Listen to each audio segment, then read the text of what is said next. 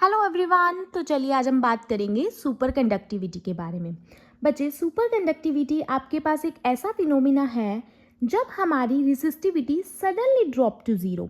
It means it was find out that at very low temperature when your resistivity suddenly drop to zero and conductivity becomes infinite, those materials are known as superconductors। तो हमने देखा कि एक particular temperature पे हमने देखा कि जब हम मटेरियल को कूल डाउन करते हैं तो मटेरियल की resistivity suddenly drop to zero and its conductivity suddenly becomes infinity. Those materials are known as superconductors. जैसे कि हमने ही मरकरी के केस में देखा, लिक्विड हीलियम के केस में देखा, तो वो क्या होते हैं, there resistivity suddenly drop to zero.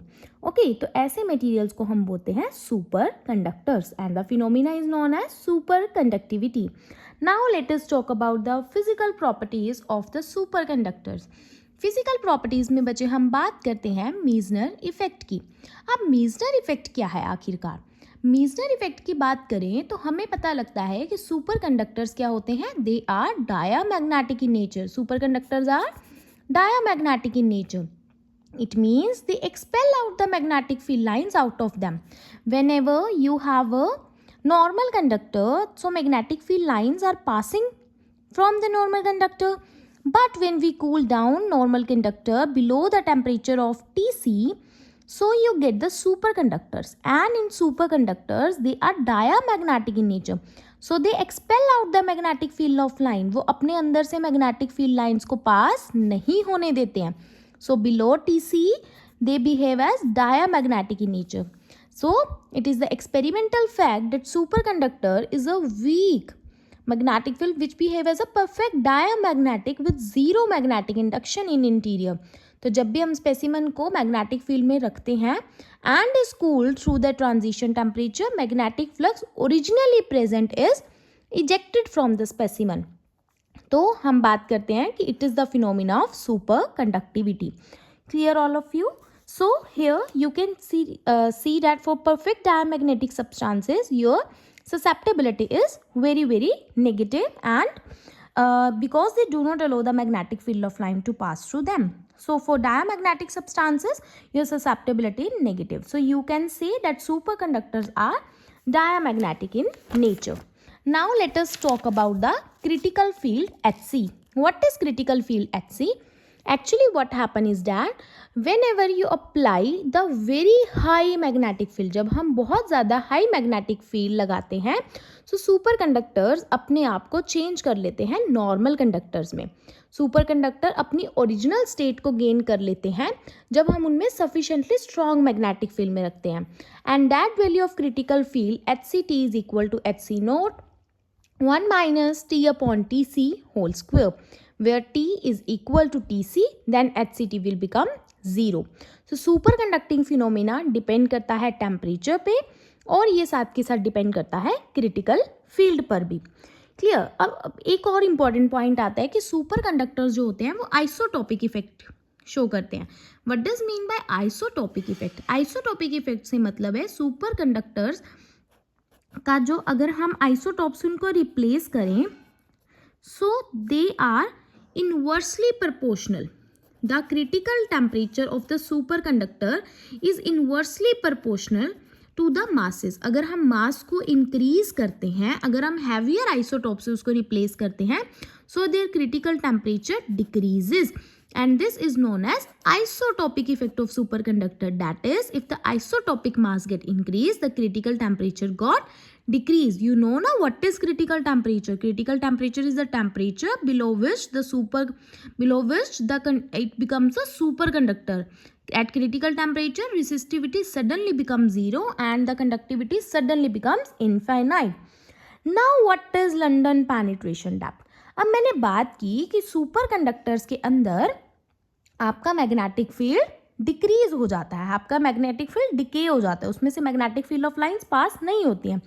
लेकिन ऐसा नहीं है कि एकदम से ही डिके हो जाता है। एक्चुअली बाउंड्री से लेके इंटीरियर तक जो डिके होता है वो होता है एक्सपोनेंशियल डिके। कैसा डिके होता है?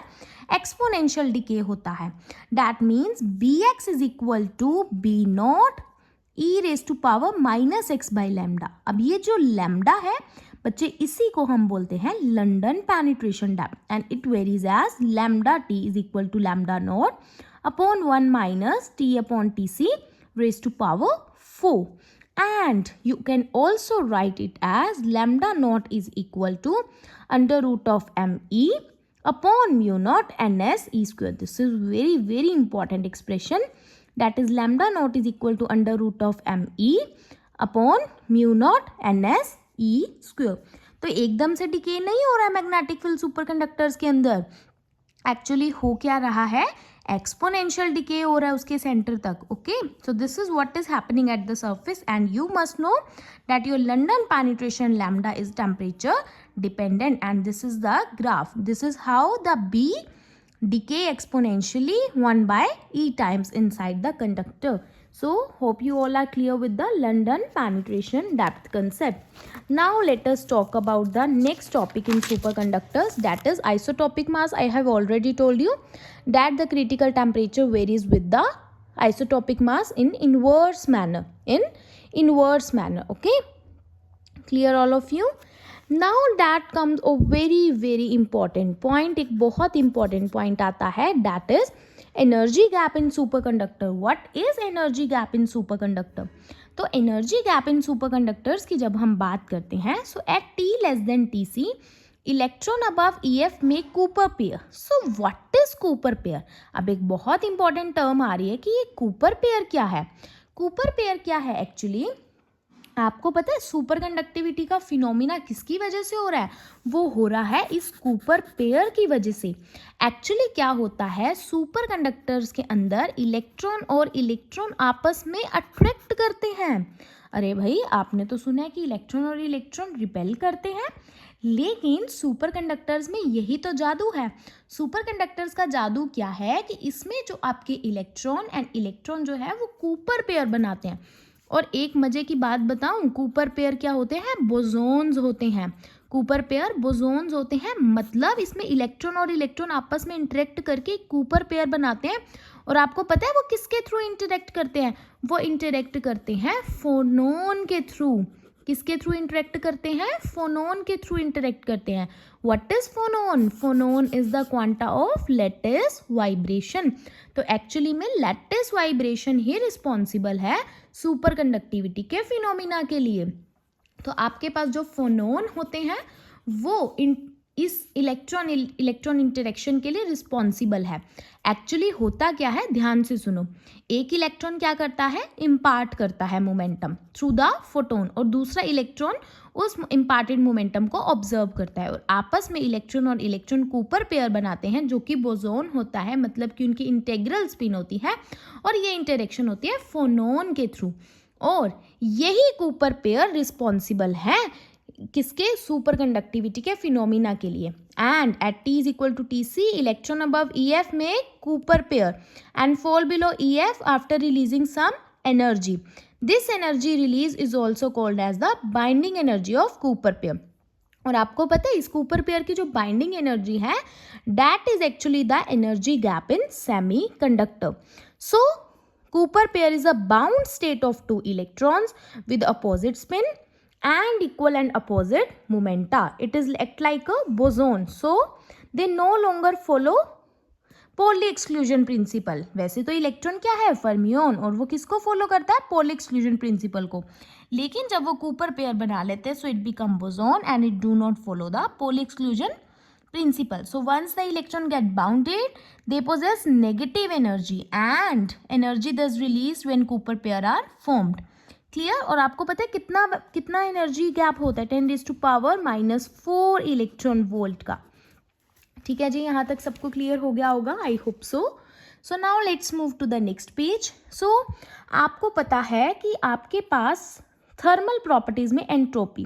अब एंट्रोपी की बात करें तो एंट्रोपी बच्चे आपके पास होती है डिसऑर्डरनेस. तो आपको पता है कि entropy decreases for the super conductors. Super conductors के लिए आपकी जो एंट्रोपी होती है उसकी वैल्यू डिक्रीज हो जाती है. It means superconductors are more ordered state.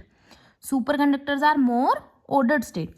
तो ये लंडन पेनिट्रेशन का डेप्थ का फॉर्मूला लिखा हुआ है. This is also M E upon mu naught N S square half and N S is equal to eta naught 1 minus T upon T C raise to power 4. अब बात करते हैं specific heat की. तो specific heat में आपके पास metal में contribution है because of electron and because of phonon, that is AT plus BT cube. लेकिन सुपर कंडक्टर्स में जो आपके पास कंट्रीब्यूशन तो आ रहा है. अब बात ये है कि सुपर कंडक्टर्स में आप यहाँ पर अगर ग्राफ देखें, सो this is second order phase transition. अच्छा, ये बात बहुत इंपॉर्टेंट है कि ये जो सुपर कंडक्टर से नॉर्मल कंडक्टिंग स्टेट में हम जाते हैं, तो ये जो ट्रांजिशन होती है ये सेकेंड ऑर्डर फेज ट्रांजिशन होती है. क्लियर? मतलब in this transition no latent heat is involved because ये सेकेंड ऑर्डर फेज ट्रांजिशन है, इसमें कोई भी लेटेंट हीट ऑब्जर्व नहीं होती है. ओके, एंड जो सुपर कंडक्टर्स में स्पेसिफिक हीट है वो एक्सपोनेंशियली वेरी करती है. ठीक है जी, तो यहाँ तक मुझे लगता है सभी को क्लियर हो गया होगा. अब हम बात करते हैं टाइप 1 सुपर कंडक्टर की एंड टाइप 2 सुपर कंडक्टर्स की. अब सुपर कंडक्टर्स दो तरह के होते हैं, एक होते हैं टाइप 1 सुपर कंडक्टर और दूसरे होते हैं type 2 super conductor. Type 1 super conductors को मैं क्या बोलती हूँ? Soft super conductors. क्या बोलती हूँ? Soft super conductors. और टाइप 2 सुपर कंडक्टर्स को हम बोलते हैं हार्ड सुपर कंडक्टर्स. अब सॉफ्ट क्यों बोलती हूँ? क्योंकि ये मीजनर इफेक्ट को बहुत ही स्ट्रिक्टली फॉलो करते हैं और इनमें सिर्फ एक ही क्रिटिकल फील्ड होता है और ये इजीली थोड़ा सा ही HC की वैल्यू लगाने पर ये क्या हो जाते हैं? सुपर कंडक्टिंग स्टेट से नॉर्मल स्टेट में कन्वर्ट हो जाते हैं, इसीलिए इनका कोई फिजिकल यूज नहीं है. अब हम टाइप 2 सुपर कंडक्टर्स को हार्ड सुपर कंडक्टर इसीलिए बोलते हैं क्योंकि ये एकदम से अपनी सुपर कंडक्टिंग स्टेट को छोड़ के नॉर्मल स्टेट में कन्वर्ट नहीं होते हैं. जैसे कि अगर मैं यहाँ पर देखूँ और इनमें HC की दो वैल्यूज होती है, one is HC1 and one is HC2. Okay, तो यहाँ पर पहले प्योर स्टेट है सुपर कंडक्टिंग स्टेट, देन यहाँ पर बच्चे मिक्स्ड स्टेट आती है या फिर मैं इसको क्या बोलती हूँ? वोर्टेक्स स्टेट, जिसमें ना तो ये एक्चुअली सुपर कंडक्टर्स की तरह बिहेव करता है और ना ही ये नॉर्मल कंडक्टर की तरह बिहेव करता है. तो वॉर्टेक्स स्टेट में आपके पास ऐसे बीच बीच में वॉर्टेक्स बन जाते हैं, मतलब कहीं पर मैग्नेटिक फील्ड 0 है तो सुपर कंडक्टिंग स्टेट, कहीं पर मैग्नेटिक फील्ड की वैल्यू 0 नहीं है. और इनको मैं बोलती हूँ हार्ड सुपर कंडक्टर. ये फॉलो नहीं करते हैं मीजनर इफेक्ट को very very strictly. So in type 2 super conductor magnetic flux do not penetrate until first HC1 but flux start penetrating at HC2. Clear all of you? So this is the superconductor type 1 and type 2. Now what is flux quantization? तो आपको पता होना चाहिए magnetic flux that passes through the superconducting ring may assume only quantized value. उसकी सिर्फ और सिर्फ quantized value ही possible है, इसको हम बोलते हैं flux quantization and flux quantization is equal to NH over 2E. Clear? तो अगर आप कोई सुपर कंडक्टिंग रिंग लेते हैं, उसको मैग्नेटिक फ्लक्स में रखते हैं, so amount of flux actually passing through the ring is NH over 2E like this. Flux produced opposite to the applied flux and like this there is a quantization. क्या होता है भाई? Quantization. Only quantized flux की value, that is NH over 2E. Very interesting, right? So current cannot exceed its critical current. तो अब बात करते हैं जॉब्सन इफेक्ट की. तो सुपर कंडक्टर्स को अगर मैं ज्वाइन कर दूं, दो सुपर कंडक्टर्स को अगर मैं ज्वाइन कर दूं थ्रू अ इंसुलेटिंग लेयर, ये मैंने मेरी इंसुलेटिंग लेयर लगा दी और इस इंसुलेटिंग लेयर के अराउंड मैंने इन सुपर कंडक्टर्स को क्या कर दिया? ज्वाइन कर दिया. तो आपको पता है इस सुपर कंडक्टर्स के Cooper pair can flow through this insulating layer by which effect? By quantum tunnelling effect. तो क्वांटम टनलिंग इफेक्ट के थ्रू ये सुपर कंडक्टर्स के Cooper pair can pass. Clear? तो सुपर कंडक्टर्स, ये मैंने आपको एक पूरा ओवरव्यू दे दिया है कि क्या होते हैं सुपर कंडक्टर्स, उनकी क्या प्रॉपर्टीज होती हैं. ठीक है जी. तो thank you so much for watching this video. Show your love in the comment section. Okay, take care.